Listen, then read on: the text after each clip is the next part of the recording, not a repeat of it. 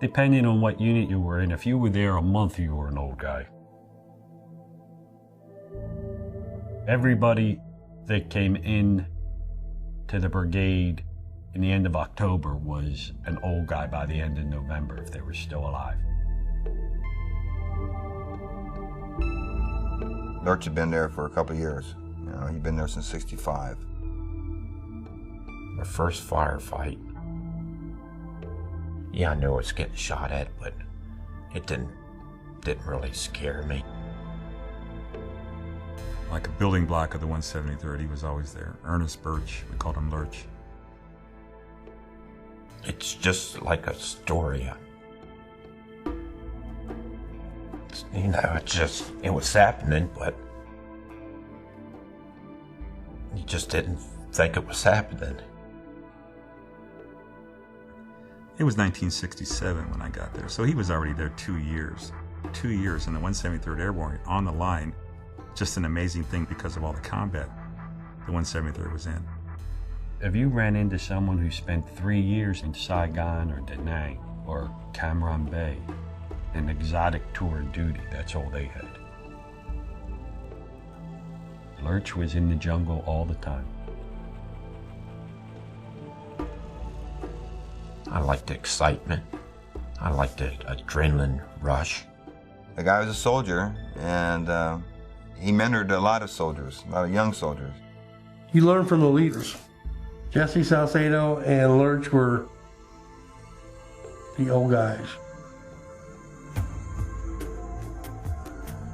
People felt safe, felt like I could get them through or something. Maybe it's just that they saw I had a lot of time in Vietnam.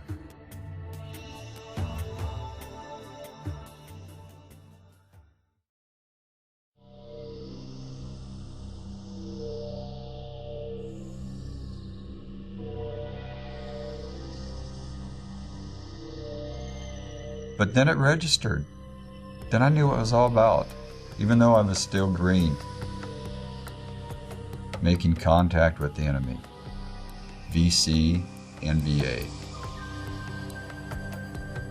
In Ohio, we rabbit hunted a lot. It was the same thing, except these rabbits had a rifle. Because they were going to kill me, I would have to kill them. Just like you going deer hunting. What was nice, they were shooting back. Find, engage, and kill the enemy. That was our. We're not going to find them if we don't get out and look for them. That was our purpose. Here you have to pull back, then you pull back. You hear you have to move forward, you move forward. You hear you got to flank, you flank. You continue to fire, you look for the enemy, and you just do the best you can. Check that mountaintop right there on the map. Kill them.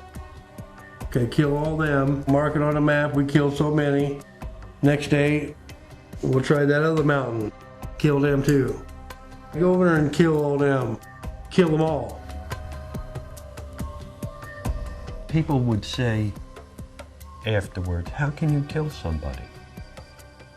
And I said, well, if you see your friends that were people a couple minutes ago and now they're not anything more than a piece of meat laying in the jungle, it gets very easy to kill somebody.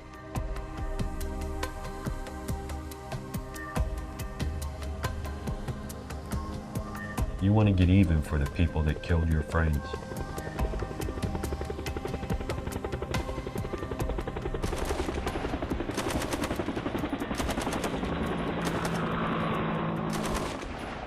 Sal, he was talented with a machine gun. When the machine gun started firing, the enemy would put their head down. It was an extremely powerful weapon.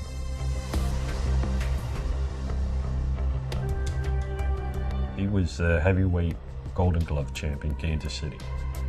One member of his machine gun team went out in the middle of the night to drain his kidneys, and he did it right on Jesse. You're in the middle of the jungle and everything's quiet except for the jungle sounds. Then you hear this string of profanity that would make a drill sergeant blush. That's when Jesse realized what was happening to him.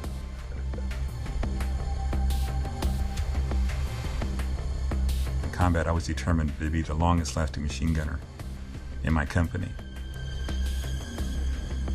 I had 4 people on a team instead of 3. I shot 6-round bursts. The other 3 men would open up with an M16, and there would always be automatic fire going on. The enemy didn't have time to shoot at me and try to kill me. Saucedo's the best machine gun I ever seen. I've seen a lot of them.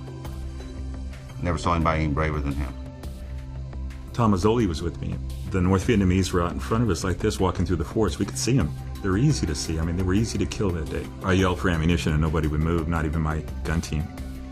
And Tomazzoli got up, ran outside the perimeter. Under fire, he came back with two boxes of ammunition, 200 rounds each.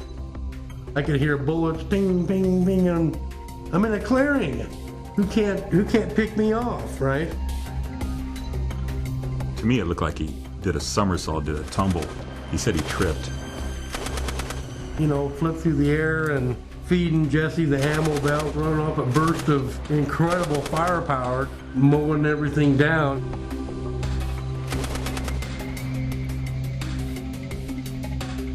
While Tomazzoli was gone, I was out of ammunition. When I took the M79 grenade launcher, I started shooting M79s.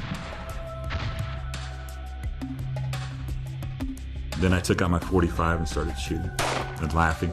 I did it to raise the morale. He saved us. They must have thought that they ran into a big number of Americans, so they backed off. They made a bad mistake that day, and they paid for it. They just left her dead and split.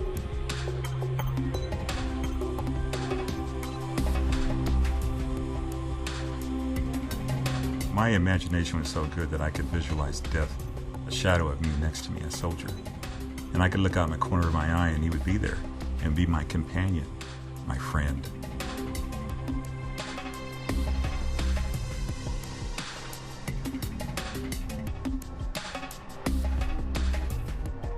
Try to understand not being afraid of death. I mean, if you overcome the fear of death, everything else is easy.